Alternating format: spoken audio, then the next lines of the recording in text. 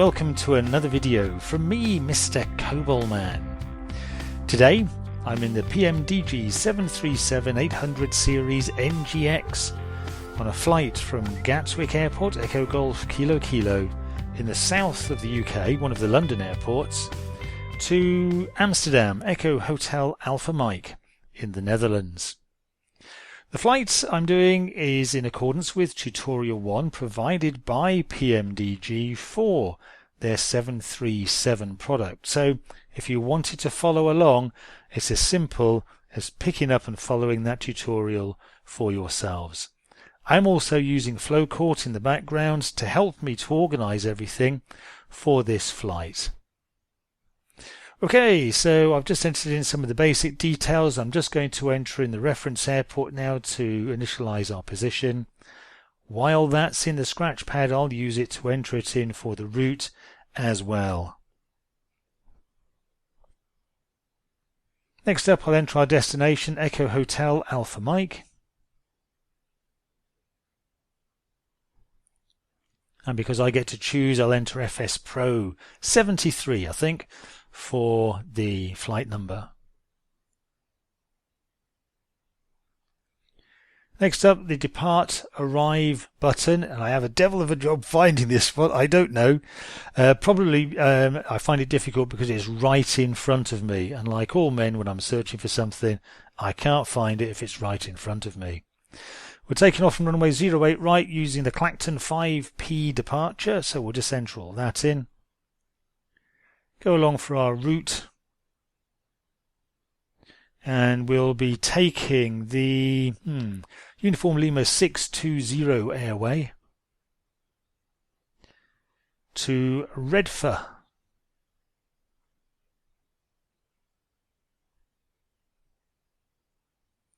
Excellent. Onto the depart page again, and we'll choose the arrivals for Amsterdam. Yeah, I've chosen the wrong arrivals button here. Doesn't matter how much I press the next page, that's not going to work. So let's try it again, see if I can get the right button this time.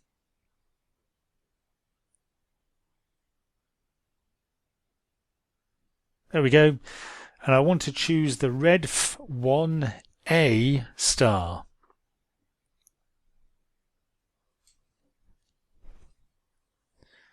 With that selected, I'll want to choose the ILS 18 right option.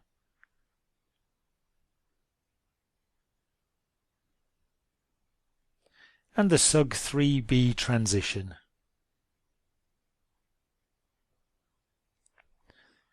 Choose the legs page, over to the next page, and I want to delete that constraint at Redfer. It's different now, so we're just going to reflect that. I'm going to take the Sugol element here, put it on the scratch pad and overwrite the Sugol above it. I'm going to enter in a 250 or below constraint now, which will put in on the entry opposite Sugol. And then we'll activate and execute the route. Nice, short and simple. Excellent, back to the init ref page, and we'll enter in the 0 fuel weight. Follow up with the reserves with 2.3 metric tons for our reserves today. Cost index of 25 and entering the transition altitude of 6,000 feet.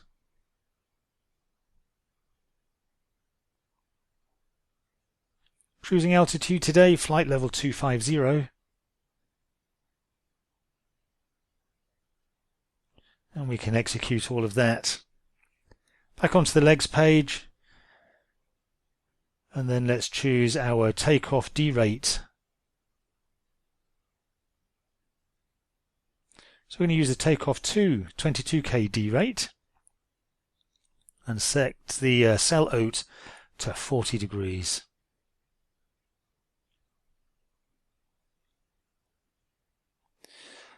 Five degrees for the flaps. We'll get the central gravity selected. Take a note of the trim that we require, and there's something gone wrong here because that trim number I know is out, and I think it's because I have the simulator paused, so let's fix that. There we go, slightly better number now. And now we'll select the V1, VR and V2.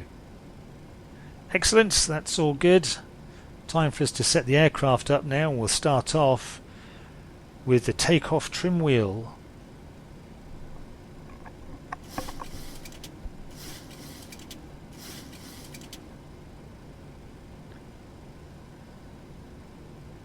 That's about right. We'll set the flaps to 5 now. 3 notches. And set the auto brakes for rejected takeoff. Oh, wrong way. There we go. Set the indicated airspeed to V2, 143 knots. And the heading to 079.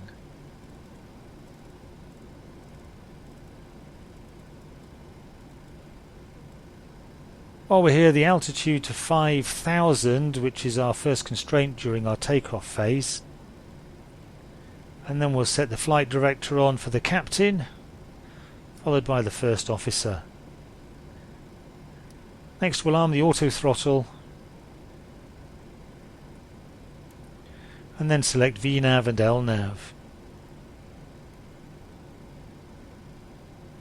Switch the TCAS now across to TARA, and set the squawk code to 2200. Onto the captain's EFIS now, where we'll set the baro to local pressure, or rather hectopascals first. There we go. And the map display range, will set that down to 10 miles. And select the traffic button. And then my favourite option, which is the data button, so we can see data on the secondary display. Switch the IFSD across to use hectopascal, and twice on the engine button to give us all the information on the upper display unit. Landing lights on, nav lights to strobe and steady, anti-collision lights to on, both engine start selectors to continuous, enter our cruising altitude of 25,000 and our landing altitude of 0 feet for the conditioning. And we are good. Down to the pedestal, make sure our parking brake is off, which it is by default, so that's good. And we're going to slowly push the thrust levers forward now to 40% N1. And then spin up and let the engine stable before I hit toga. And the toga button's quite hidden on the throttle here, so let's move forward so we can see it and activate it there. I'm going to move the throttles on my HOTAS system forward to roughly the same position as the throttles now, so that if anything should happen with the auto throttle system, then I can take over with my own throttle. Looking for V rotate speed to come up on the speed tape now, at which point we'll rotate and start our climb.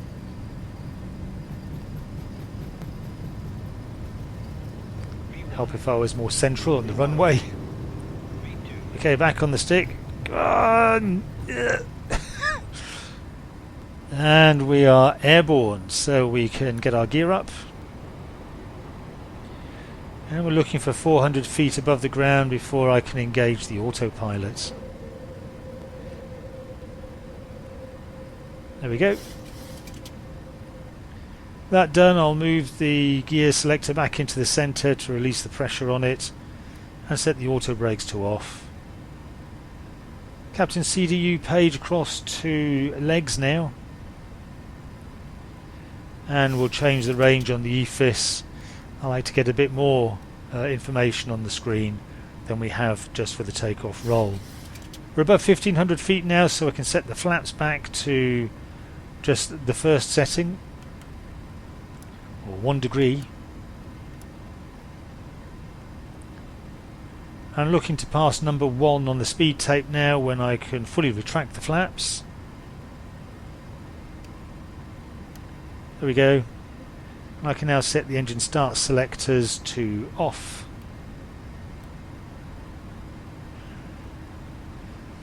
And now for the rest of the flight, I'm going to adjust the heading on the MCP to match the heading I'm actually flying.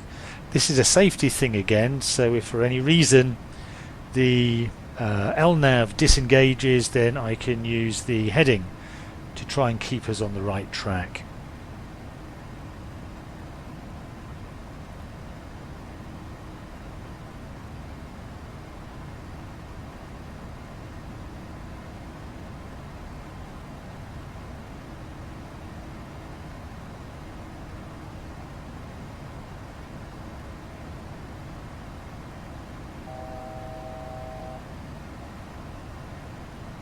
That's the beeper telling us that we're within 1,000 feet of our set altitude.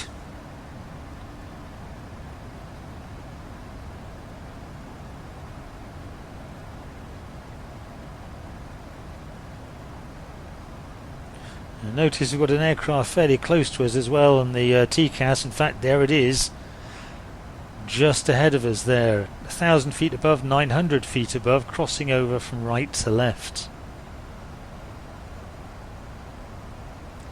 I'm using universal traffic here, and for this particular route there's an awful lot of traffic about.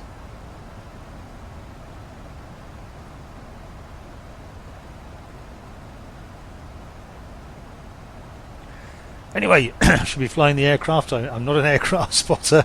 I'm supposed to be an aircraft flyer.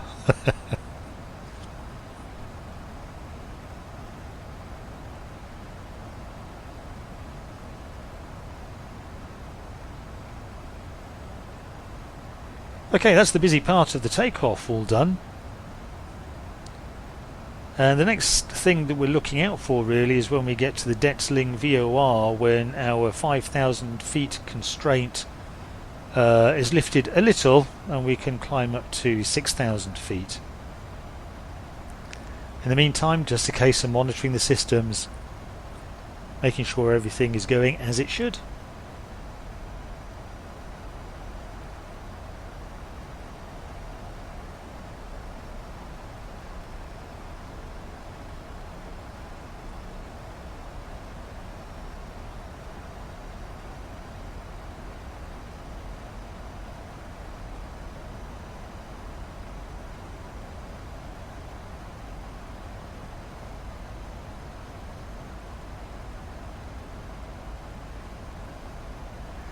The tutorial guide says to set the weather to clear skies for this particular trip.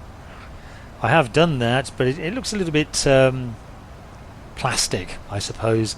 So I've elected to use clouds here. I think I've set the cloud setting to broken and simply set the winds to 0. It gives me the same effects that the tutorial is after. That is, the wind is not affecting the tutorial flight, but it makes it visually a bit more interesting. I also set the visibility down to 20 miles, so it's a bit more realistic vista out of the cockpit than the unlimited view that we would get if I had chosen clear skies for this flight.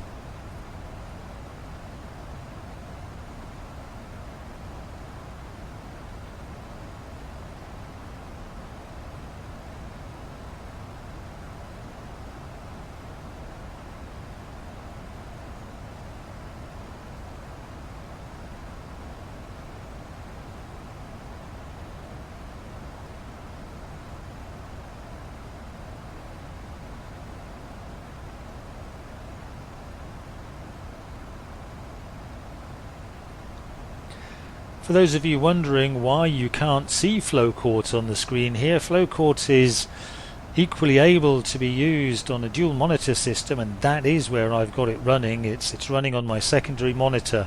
I'm still controlling it through FSX, or in this case P3D, and I'm still able to use it quite successfully. In fact, without it being overlaid on top of FSX, if anything, it's a great deal easier to use. For those of you who are wondering what on earth I'm talking about on flow court, please check my last video where I do a quick and simple flight with the default FSX A321 using flow court, just by way of introducing it and some of its basic functions.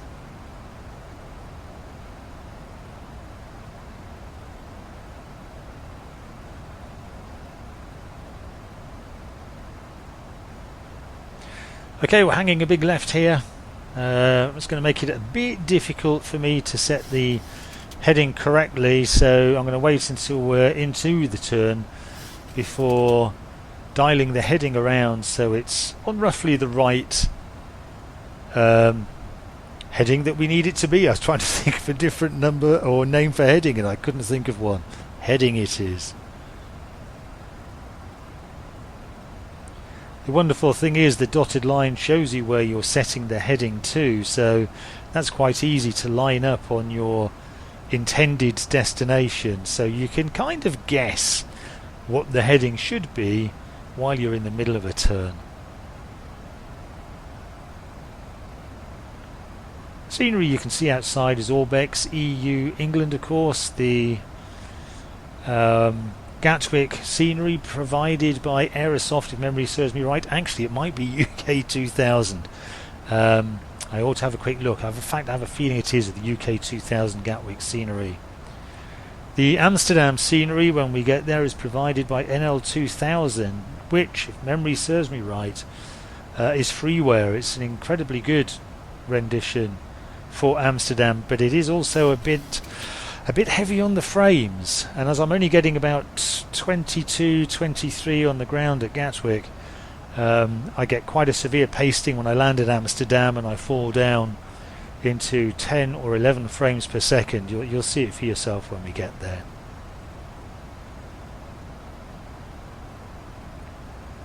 Okay, so Detling is about 3 miles away now. When we get there I'll get a VNav Alt annunciation on the PFD telling me that I can dial in the new altitude.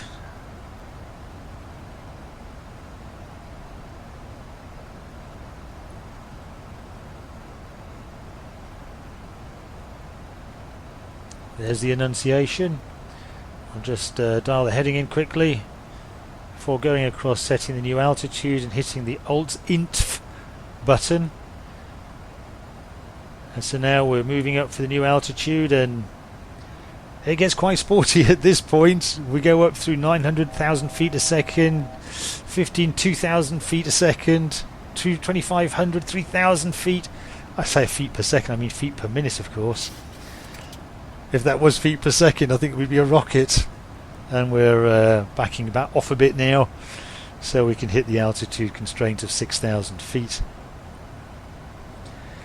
You can see from the display here on the navigation display, there's an awful lot of traffic around in this area.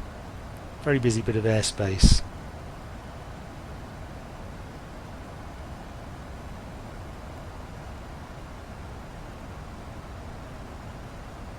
Okay, we're at 6,000 feet then. Let's switch over to standard pressure. That's our transition altitude. Local and standard pressure are one and the same here, so nothing to worry about. We have the VNav Alt annunciation again now, so we're clear to enter in our cruise altitude of 25,000 feet and hit the altitude intervene button again. And with that done, we can start to climb up to our cruise altitude.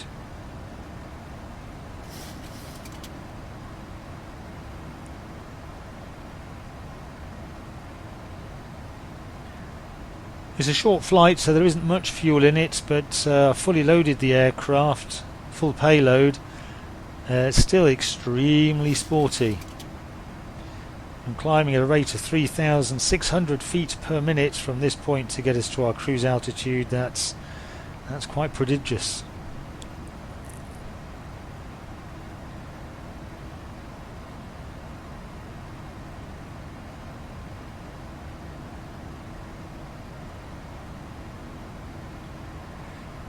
Okay, next thing I'm looking out for is 10,000 feet, of course, when I can turn the landing lights off.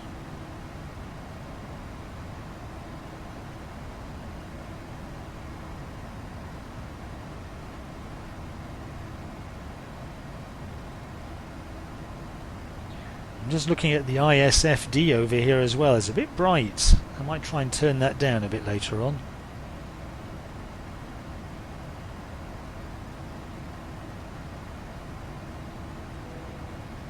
It's the tone for 10,000 feet. Off with the landing lights. And we are pretty much getting ourselves set up for the cruise at this point. There's very little work required from us on the flight deck other than monitoring systems. It's very capable of looking after itself from this point until just before the top of descent.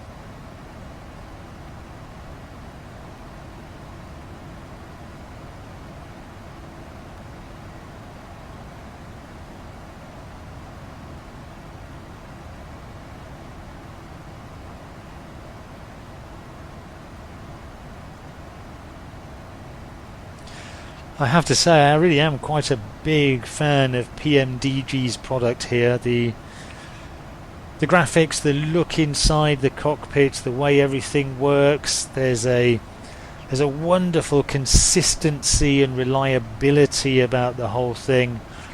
I guess, you know, and it's a kind of a crazy thing, really. The only thing I can say about the PMDG 737 NGX is that they have set the bar so high, it's very difficult for other sim manufacturers to reach it. This is definitely one of the entries in my top 5 sim aircraft ever. It's a wonderful simulation, and I take my hat off to PMDG for the level of work that must have gone into producing it. And it's not often I say this, but I think it's worth every single penny that you spend to buy this. So if you're wondering which sim should I get, this one for me is a really informed and intelligent choice. Before I bought it, I was looking heavily into my pocket to see how much I had to spend, and I was making a choice between this and the PMDG 777, and I was really torn between the two. The PMDG 777 is a newer offering from PMDG. It's a much more modern aircraft, of course. It's in very common use with airlines today. There's a great deal to commend it. It looks fabulous, but I don't know, there was just something about the 737. I remember flying it even as a young kid, and I was enthralled by this aircraft. But what really won me over in the end was most of the flights that I like to do on flight simulation are short haul flights. Well, if we're looking for short haul, the 737 is going to win out over the 777 every single time. And that's really what won me over, and that's why I got this particular sim. And I'm extraordinarily glad that I did. I haven't got the 777 yet, I hasten to add, so I haven't been able to make a comparison. One day of course I will. But for the here and now, I haven't regretted buying this particular sim at all.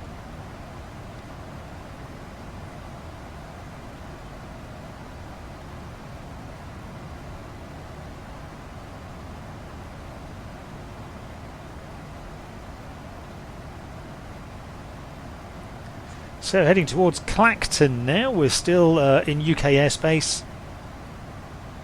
Still flying over the UK with about 5,000 feet to our cruising altitude.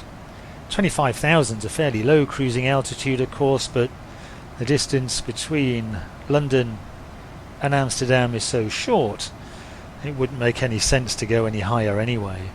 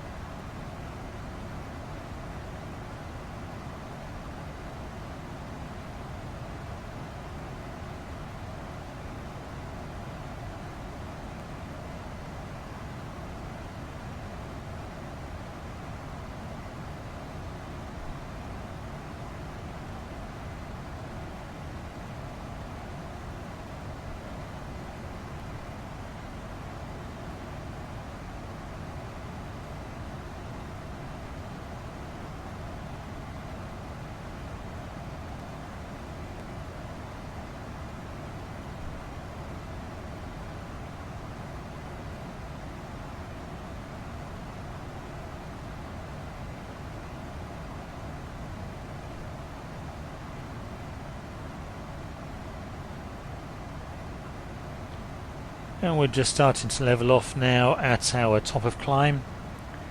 And looking on the navigation display, you can probably see just beyond the 40 marker is our top of descent at Redfer. So we're only going to be in the cruise for that short distance. In fact, looking at our track on the navigation display, I see that there is another aircraft heading straight for us. I think it's indicating that it's 1,000 feet below us. I wonder whether we'll be able to see that as it gets closer. Obviously flying the same leg but on a reciprocal course.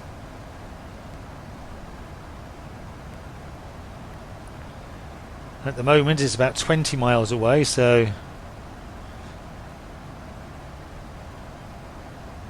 we wouldn't see it even if we had X-ray vision or Superman's goggles.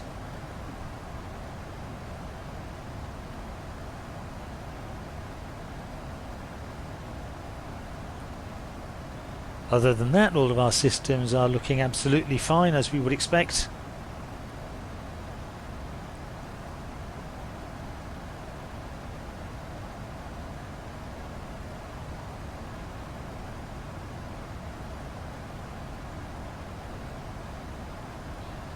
Yep, it's about 12 miles away now. I'm keeping my eye out.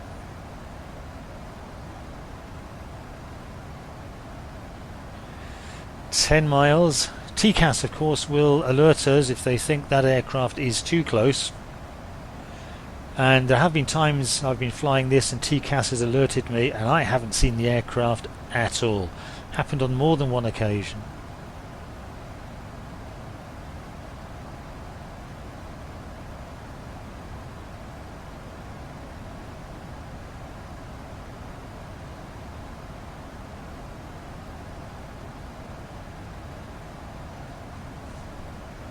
About 5 miles away now. Can we see? Yes, there it is. I just about make it out. It is lower than us, but wow. So we're flying at, what, let's have a look. Our ground speed 425 knots. So if he was doing similarly, that's a closing rate of 850 knots. Wow.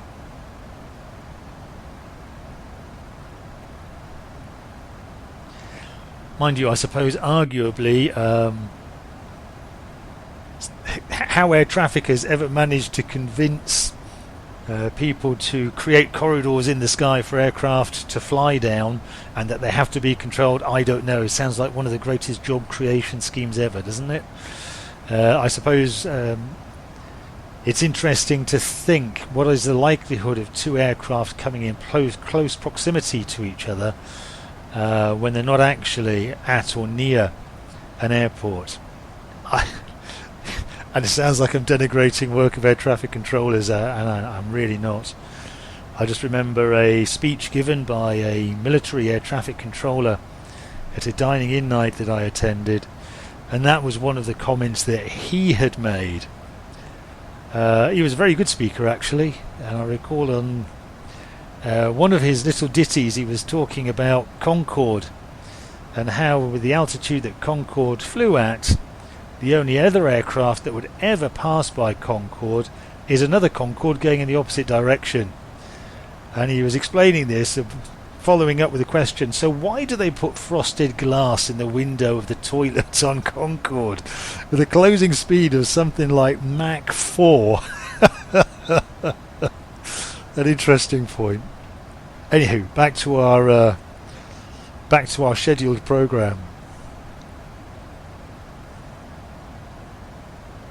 I see there's another aircraft showing on the navigation display that's ahead of us, coming towards us on exactly the same route. I wonder whether we'll see that one as well.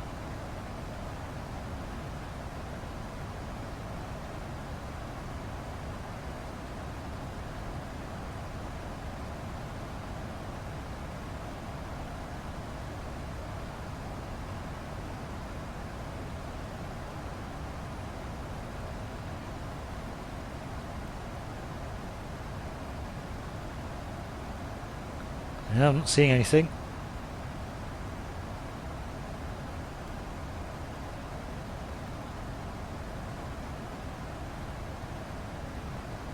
Nope.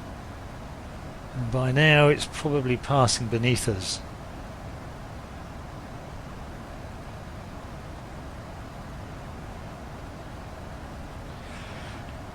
Okay, 10 miles to go to Redford, to the top of descent. Any minute now I'll get a notification from the FMC to prepare for the descent and to dial in the altitude that we want to be descending to. As if by magic, there we are. So let's dial in 2,000 feet.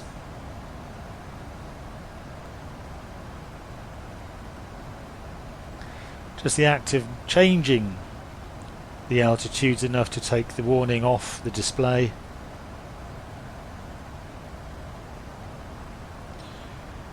2,000 feet essentially is the I think they call it platform heights, don't they, for intercepting the initial approach fix for your landing.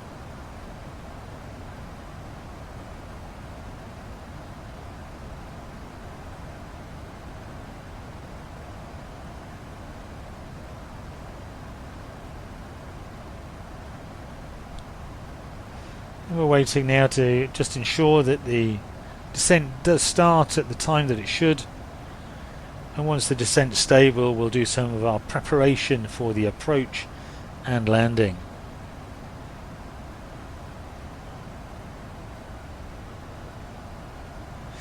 Not much chance to get the hot drinks, hot chocolates, snacks and expensive perfumes doled out during this particular flight.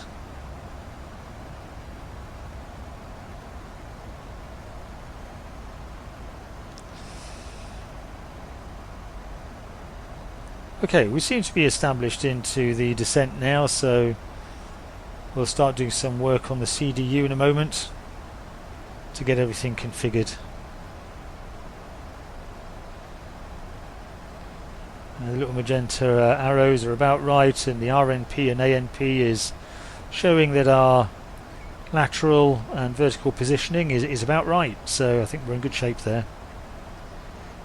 I mentioned the ISFD, didn't I? Anyway, onto the init ref page. Let's set the flaps for 30. We'll have a 30-degree flaps landing. Let's enter it correctly. There we go. And let's go and tune in the ILS 110.10 for Amsterdam. We'll set it into both navigation systems because we're going to do a fully automatic landing here. We'll need to use 2 autopilots for that. We're going to use HUGS, Head-Up Guidance System, or HGS. I wonder why they didn't call it HUGS. Entering the length of the runway. So that's all good. Let's go and enter in the course now on both the captains and the first officers. Course settings on the MCP.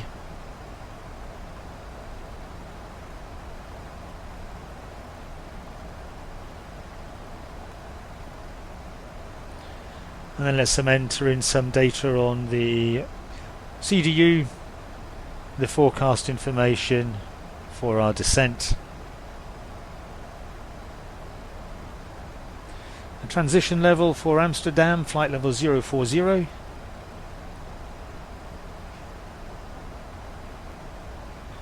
And switch back to the legs page.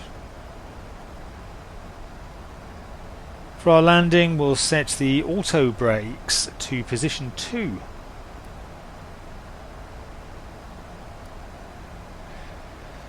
And for the minimums, we'll select the radio option and set the minimums to 100 feet.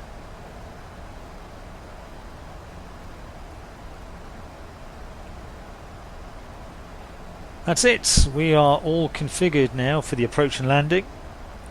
Next thing we're looking for is 10,000 feet when we'll put the landing lights back on. Other than that, again, just monitoring systems making sure everything is tickety-boo.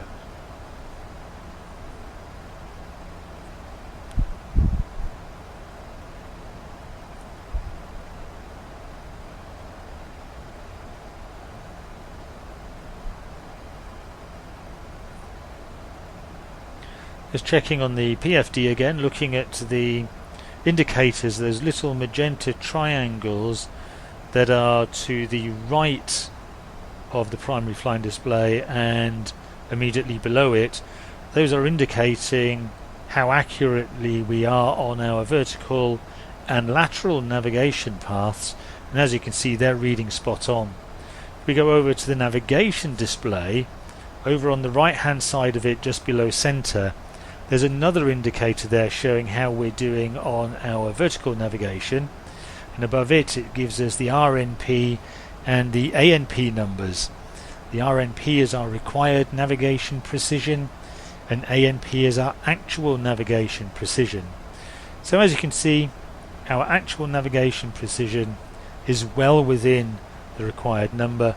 Not only that, it's indicating that we're spot on our vertical path that we need to be for this stage of our descent.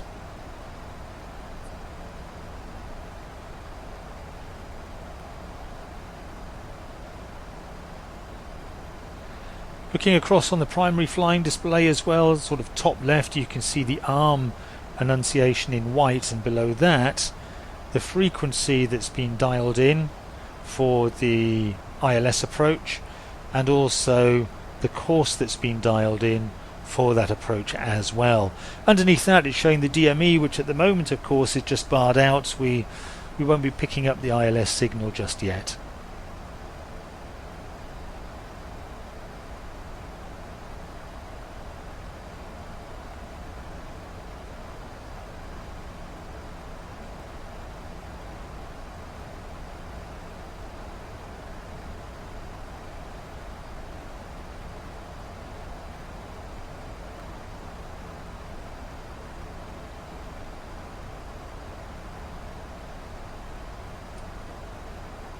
I mentioned at the outset of this flight that I had set the environment to have winds at 0, and yet if you look on the navigation display, you can see that at the moment we have a tailwind of 23 knots at 271 degrees. It's quite common, even when you set the winds to be 0, that you'll still get winds at altitude. So really, when you're setting them to be negligible, we're really only talking about near the ground. Once we get up to altitude, you will of course get some wind effect.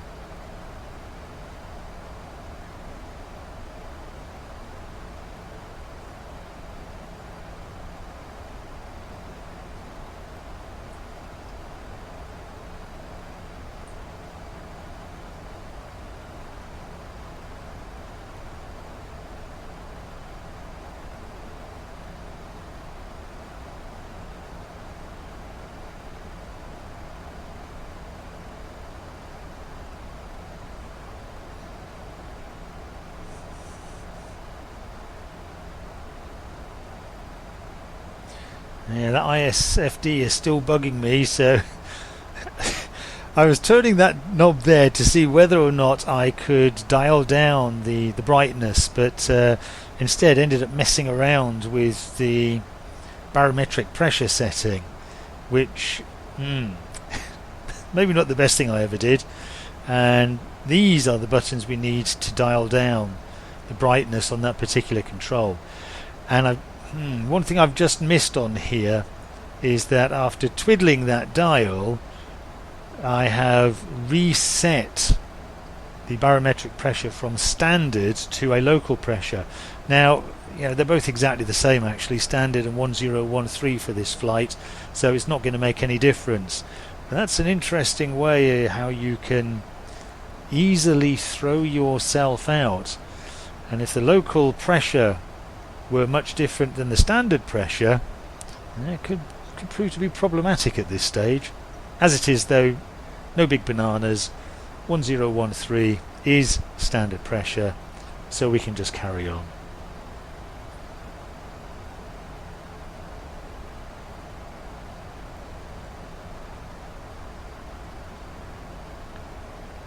Oh, bit of lumpy air.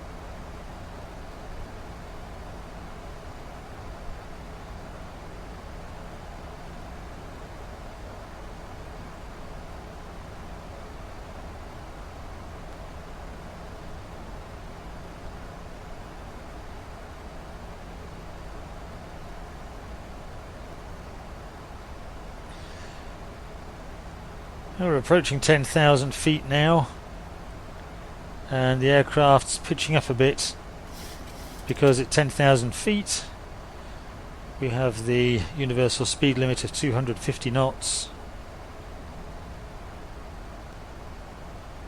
Once it's achieved that, we'll get back to our descent and try and achieve the correct level for vertical nav. Nice bong sound there, reminding us that we're at 10,000 feet. Turn the landing lights on.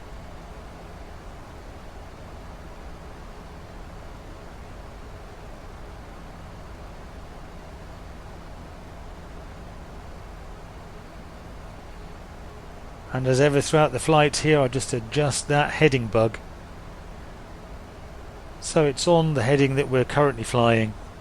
Again, just in case anything should go wrong with the lateral navigation system.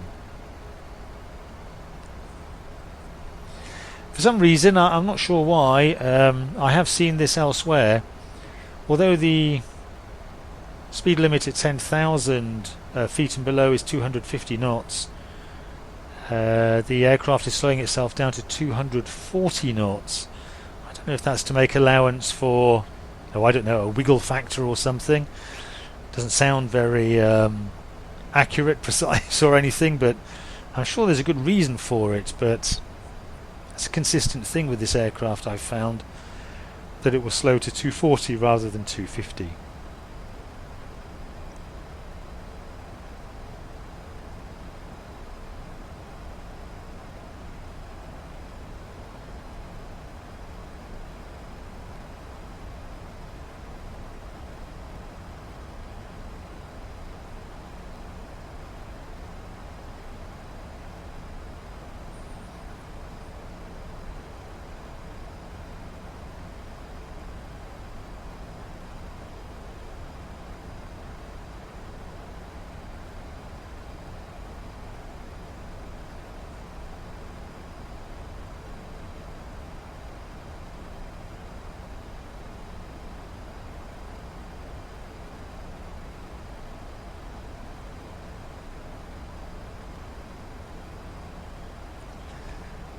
The full picture of our approach is now showing on the navigation display.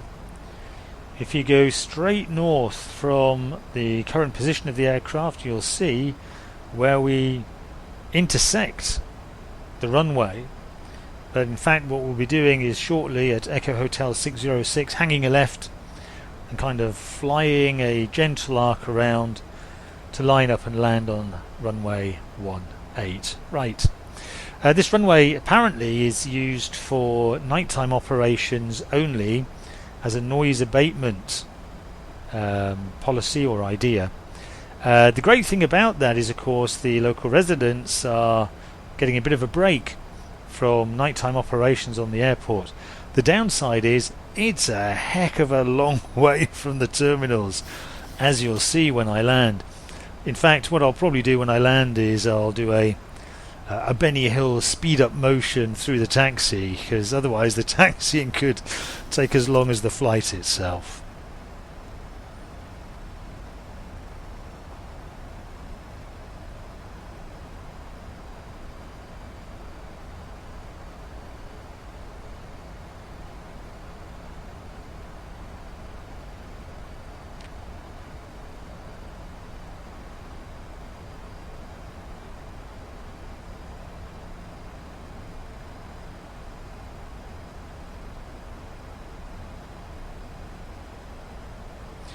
So we're abeam the airport now. The DME is showing 12.1 miles. That will extend now, of course, as we're flying this leg.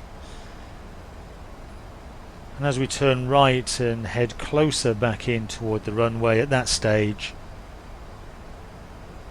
the distance will decrease.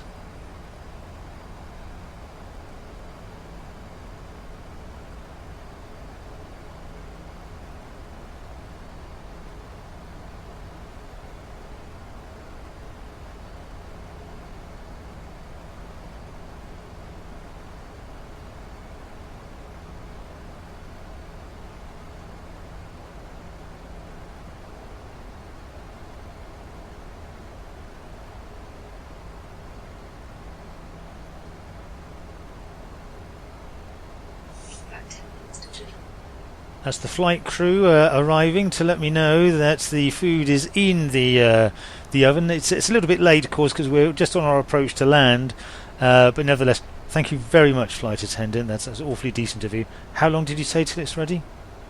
10 minutes.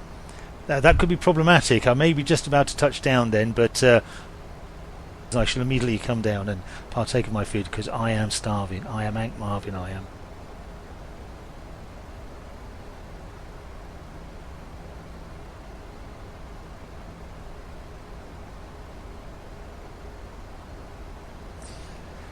So just approaching and passing Nursey now. Great name for a waypoint. I feel as if I've stepped into a Blackadder sketch or something.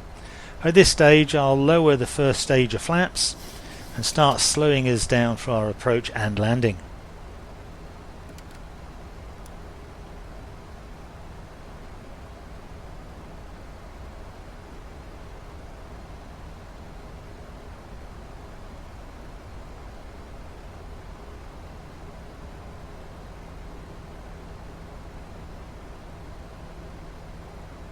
Okay, first stage of flaps successfully deployed. I've got the green light indicating the leading edge flaps are extended. Passing down through 5,000, we're looking at 4,000 feet now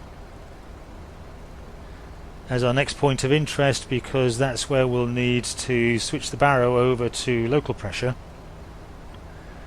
That being the transition altitude for Amsterdam.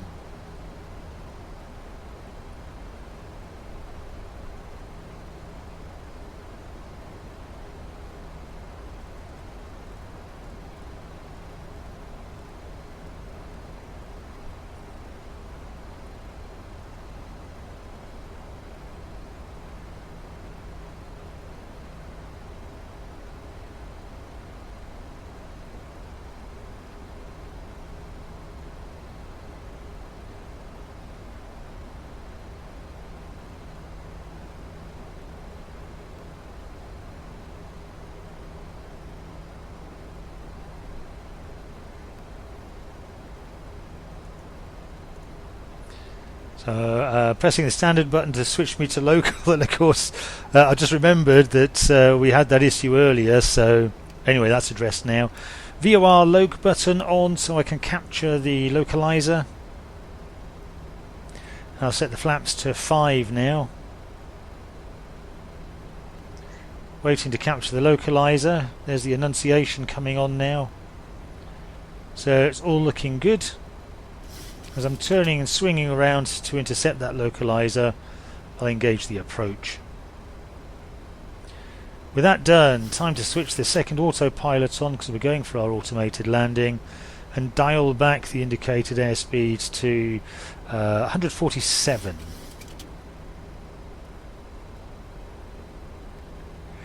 As we're coming in for land, we need to switch our engine start switches onto continuous again, just in case anything should go wrong.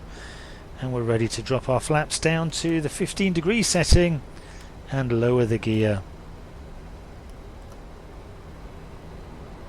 I'll also activate, or at least arm, the speed brake by using the shift / key combo.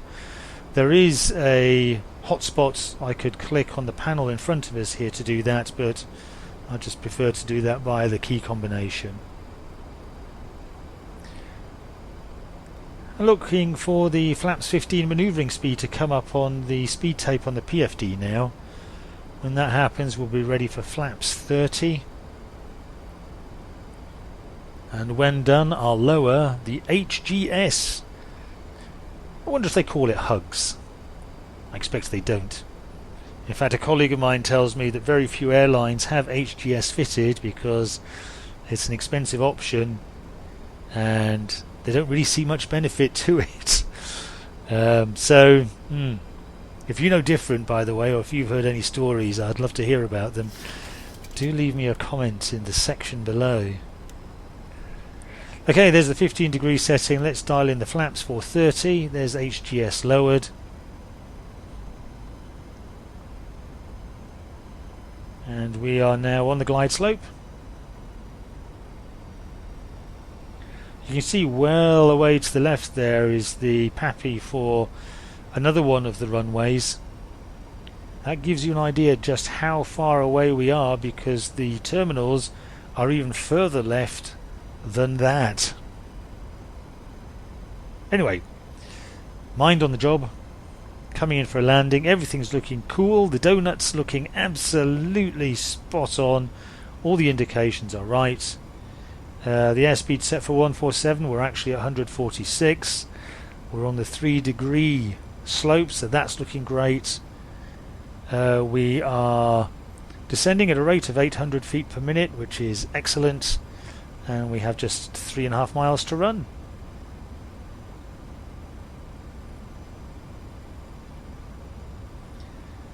Nothing for us to do at this stage, it being fully automated. We are just a passenger with an absolutely fantastic view.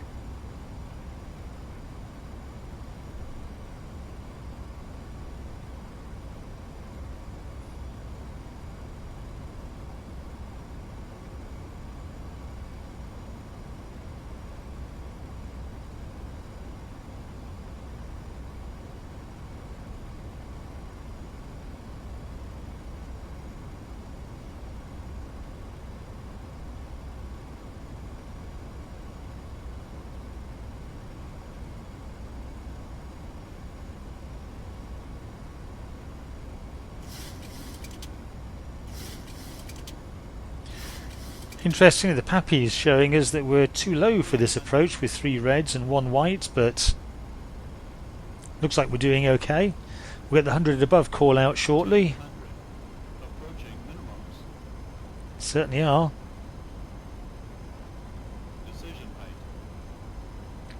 I think it's a very definite decision to land here.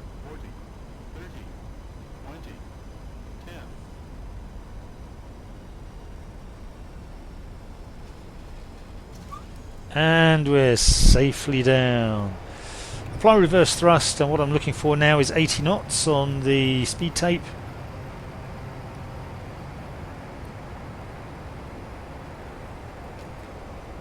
There we go.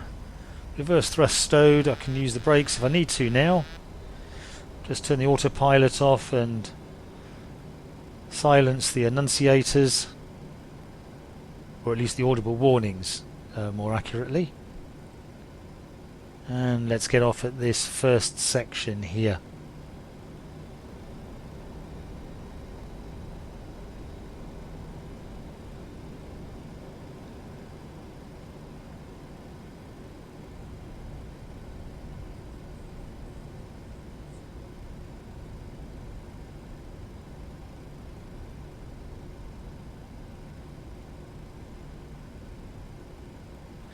Okay, we'll come to a stop and we'll put HGS away.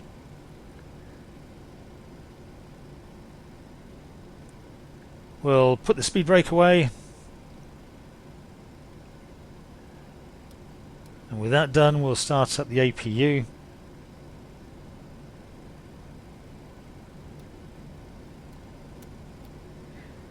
Turn the probe heat switches to off. We won't need those anymore. And because we've done that, we'll need to set the master caution to off. And we'll switch the landing lights off. Taxi light on. Position lights to steady. Engine start selectors to off. Oops. There we go. The auto brakes to off.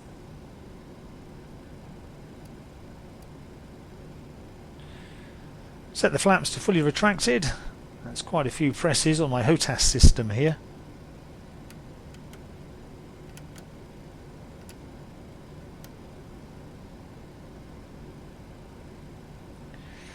Set the transponder to the Alt setting. And that's us in good shape. Cue Benny Hill music while I fast forward the video for the taxi to the gate. Pause now.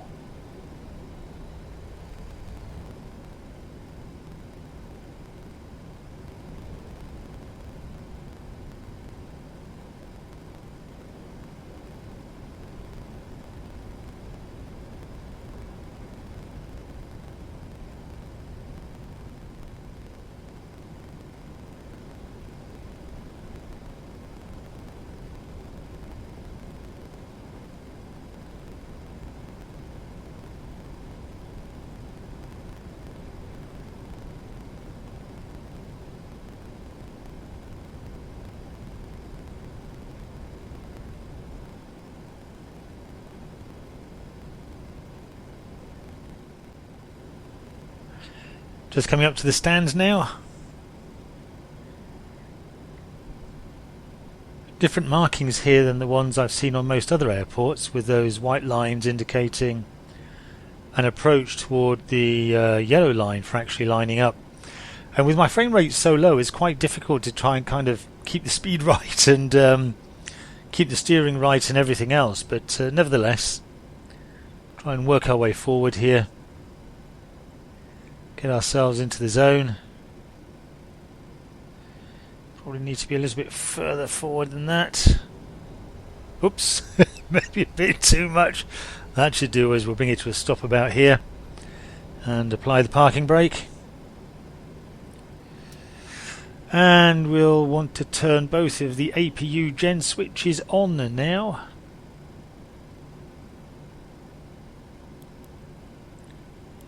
And turn the throttle start levers to the cut-off position.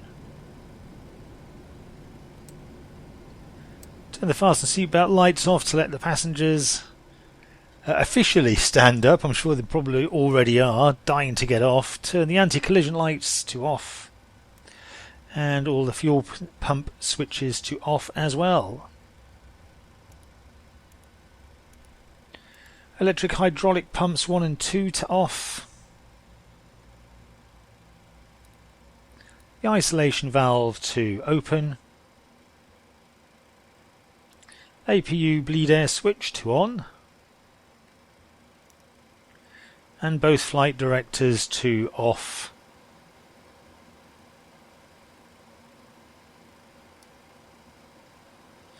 Follow this by setting the transponder to standby.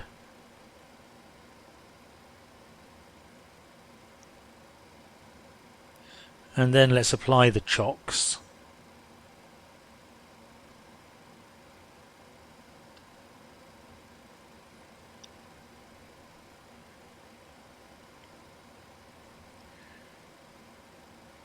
With that done, we can set the parking brake off.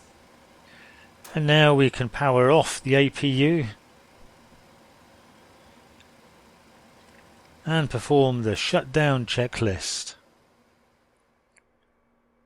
That done, over to the upper overhead, switching the IRSs off. Turn the emergency lights off. Turn off the 4 window heat switches.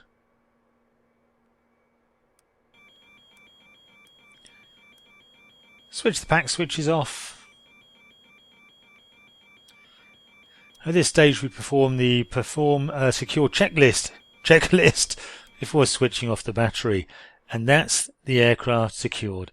And that ends this flight from Echo Golf Kilo Kilo Gatwick in the southwest of the UK to Echo Hotel Alpha Mike Amsterdam Airport in the Netherlands. Thanks for watching.